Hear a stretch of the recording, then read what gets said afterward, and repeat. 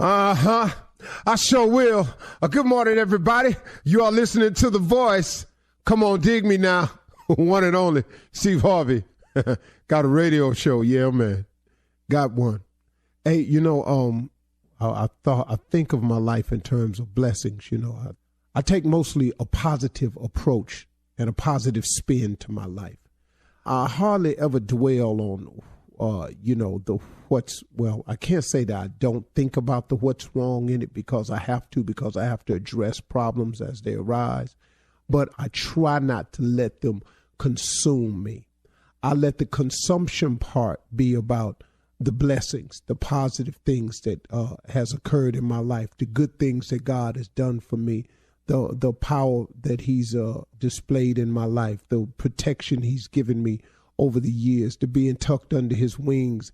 I focus on the things that he promises me.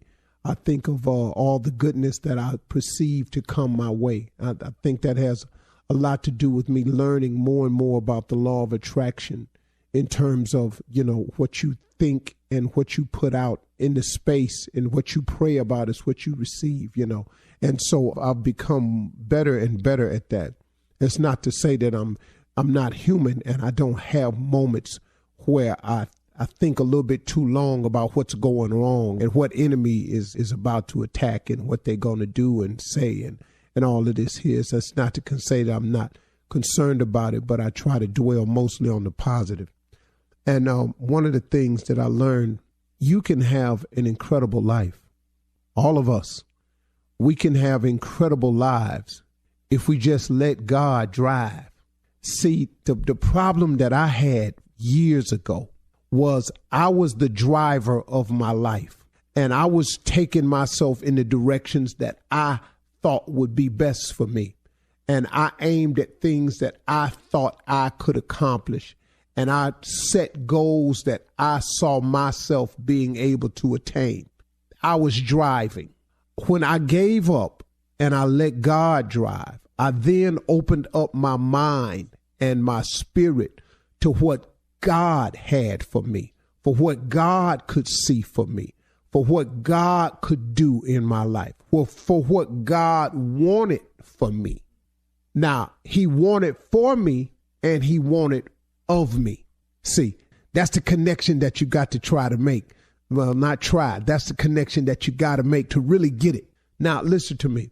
What I don't want you to do is do like me. Don't be afraid of the what for, of the what he wants you to do part.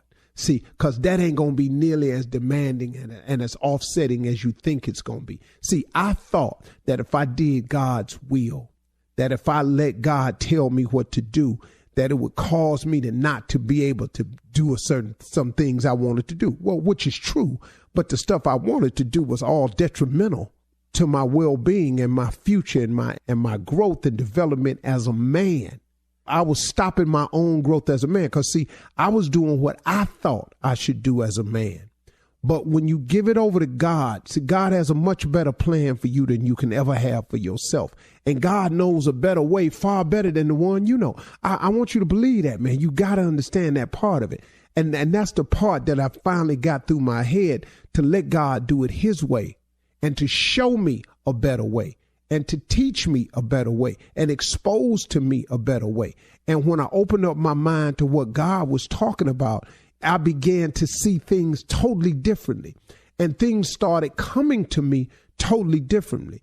If you've been a friend of mine or a fan of mine over the years, I mean, you've had to see it, the change. You've had to see the difference. I mean, and I acknowledge that every chance I get, because I promised God I would, and I hope that I'm not falling short in that category. But then again, if I told it all day long what he done for me, I still wouldn't have enough time to really explain thoroughly what he's done for me, because it's such a continuous growth in me. But now, that's not to say that I'm finished or I'm done or I'm complete, because I'm still short. You can't be him. You can strive for perfection. I hear people saying it all the time. I applaud you for saying you want to be perfect, but you ain't. And you can't. So you quit saying it. You quit saying it to me. Quit saying it to other people.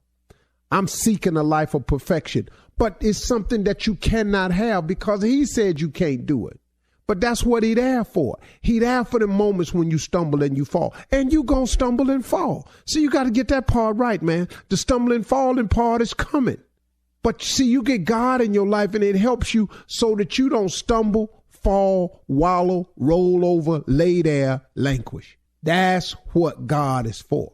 So when you stumble and fall, you get back up because you're going to make mistakes. You're going to get it wrong. You're going to come under attack. You're going to be lied about. You are going to be falsely accused. That's going to happen to you the moment you make a decision to do better. The moment you try to be more.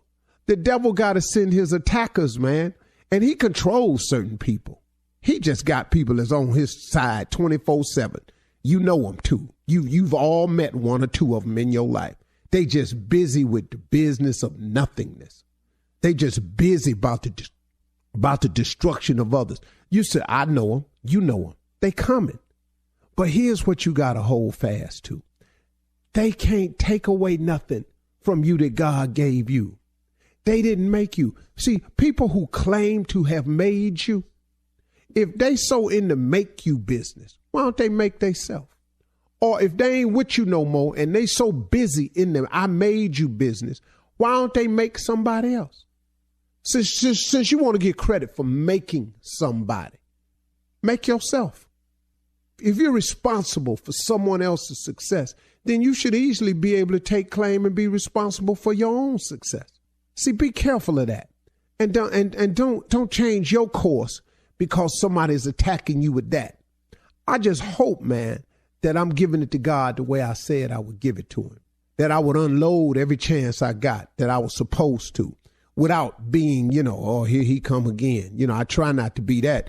But, man, I don't know what else to be for the first 12 minutes of my show. What else you want me to say? I got 4 hours. I can't give God 12 minutes, man. I mean, for real, Steve? Come on, man. I mean, let's look at this right here. If you giving honor to God just 12 minutes out the day, dog, he gave you 24 hours of luxury and life and breath and hope and promise. You ain't got 12 minutes to give him out the day?